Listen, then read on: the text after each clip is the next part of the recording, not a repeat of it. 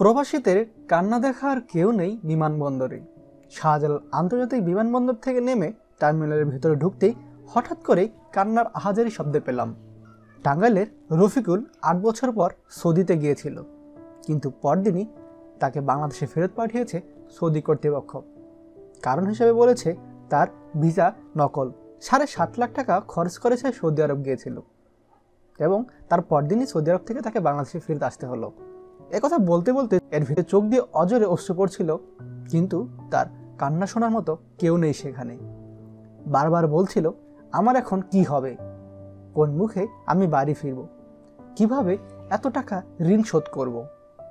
রফিক জানালো তার মতো একই পরিণতি রয়েছে আরও ৩ জনের। এর ভিতরে আছে ২ জন মহিলা কর্মী। রফিকের হাজিরি দেখে মন খারাপ করে ইমিগ্রেশনের দিকে রওনা দিলাম। হয়তো প্রতিনিয়ত রফিকের মতো আরও অনেকেরই চোখের পানিতে বিমানবন্দর শিখতে হয়। কেউ কি সেটা দেখে, অথবা দেখার মতো আসলে কি কেউ আছে?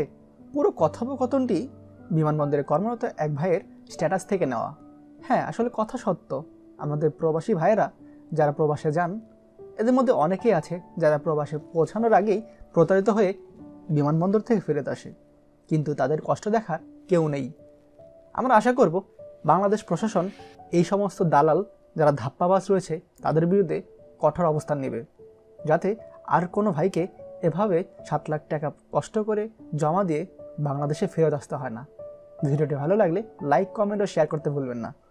আর আপনার যদি মনে হয় এটি একটি ইনফরমেটিভ কোনো ভিডিও, তাহলে অবশ্যই সবার সাথে শেয়ার করুন। আর আমার চ্যানেলে নতুন হলে আমার চ্যানেলটি সাবস্ক্রাইব করুন। আমাদের সকল ভিডিও আপডেট সবার আগে পেতে আমাদেরকে সাবস্ক্রাইব করুন।